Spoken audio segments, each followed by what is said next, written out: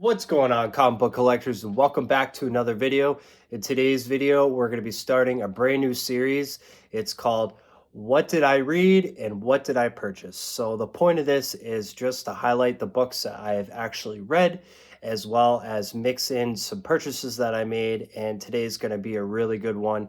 So if you want to do me a favor, hit that subscribe button. It really helps out with the channel and trying to grow the channel, as well as liking the video and leaving me a comment letting me know what you thought of the channel and what we could do to improve it, as well as following me on Instagram. I post all the books that I show here on the channel on that page.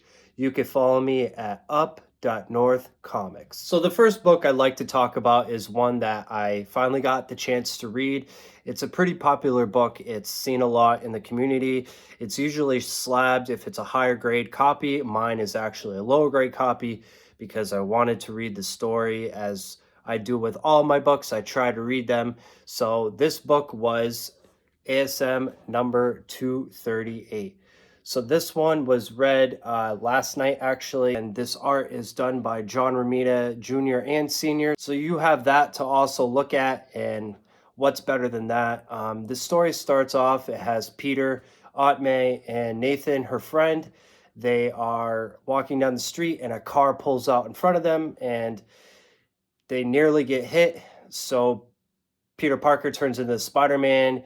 He goes and he throws the robbers out of the car, and one of the robbers actually finds Norman Osborn's old hideout. So I thought that was really cool. And then Norman Osborn, or the Green Goblin's hideout, was shown to a unidentified man. And then later in the story, Peter actually finds the hideout, and then the identified man tells the robber to ditch the van, and he ends up blowing it up himself. And at the end of the story, the Shadow Man, who after being shown where the hideout was, goes inside and he starts dyeing his clothes orange, creates his new mask.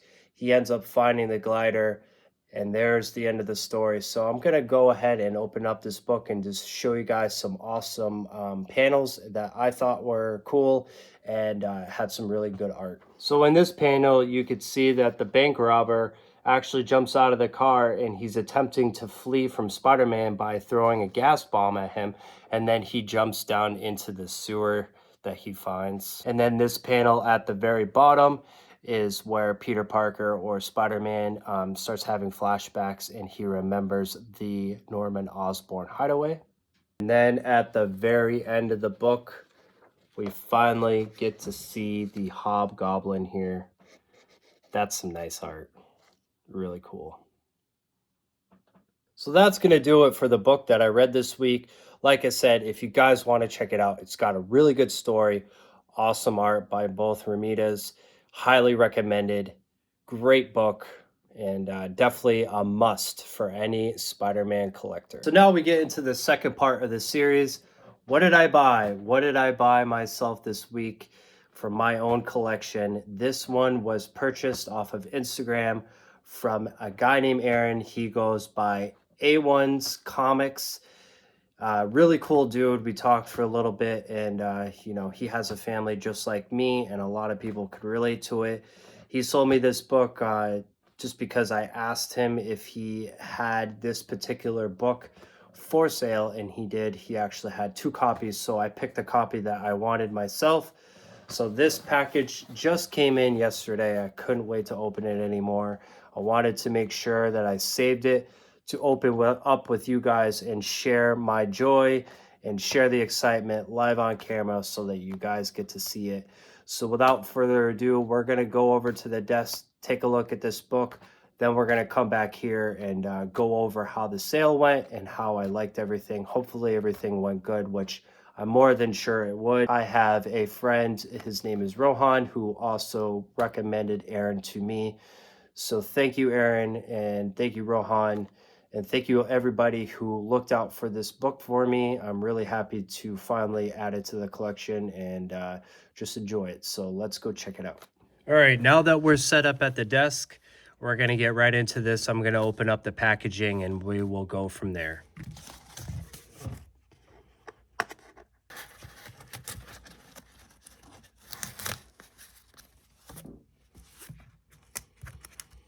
All right, I finally got the packaging out of the way, so we're going to go ahead and open this one up right now. He did a really, really good job with his packaging. I felt like I was peeling off layer after layer of tape and cardboard, and he did a really, really good job. So shout out to Aaron on the packaging. Let's pull it out. And the book that I purchased is X-Men number 101.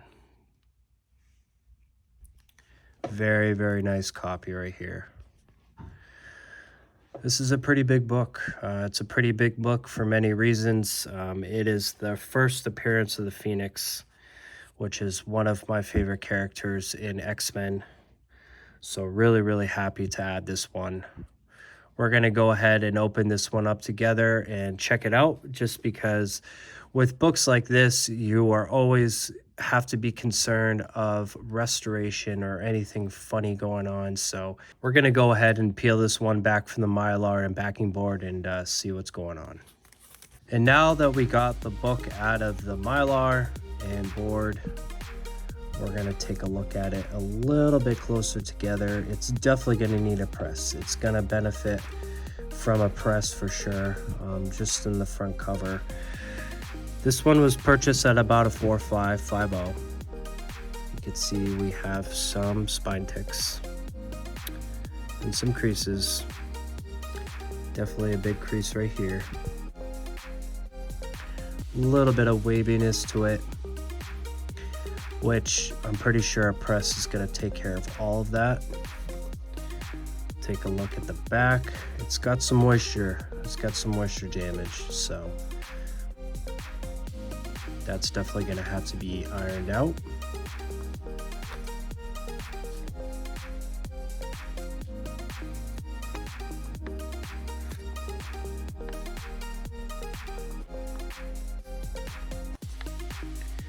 Take a look at the interior and the splash page.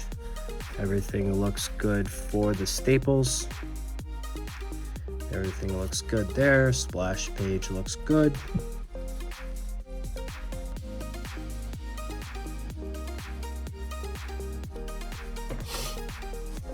We will flip through some awesome art here.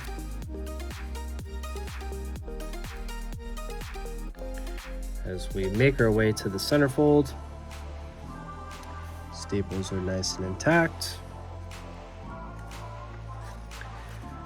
Back looks okay. That might be some moisture right there. But I think a press will definitely take care of this book for sure. Definitely see some soiling and some stuff going on here. So with a dry clean and a press, hopefully it will make it look as good as new. And nothing that I can see restoration wise. So everything should be good there. Definitely a pretty big book, so we're gonna go back and talk about the seller a little bit more. So that is going to do it for the video, guys. Thank you so much for watching, and a special thank you to Aaron. He did such a great job. I honestly think that was the best packaging job I've ever seen from a seller. I don't want to take away from anybody that I've purchased from, traded with, or anything like that, but he did such a great job. So make sure you guys check him out.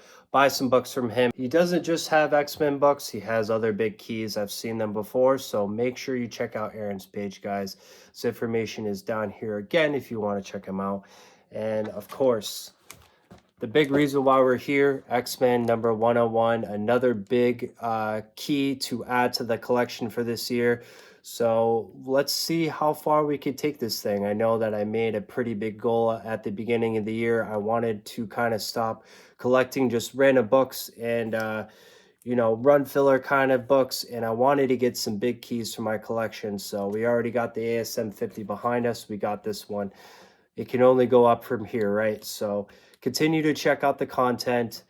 Like always, subscribe and leave a comment. Let me know how you feel about what we're doing. Hear me, X-Men. I am no longer the woman you knew. I am fire. I am life incarnate. I am the Phoenix.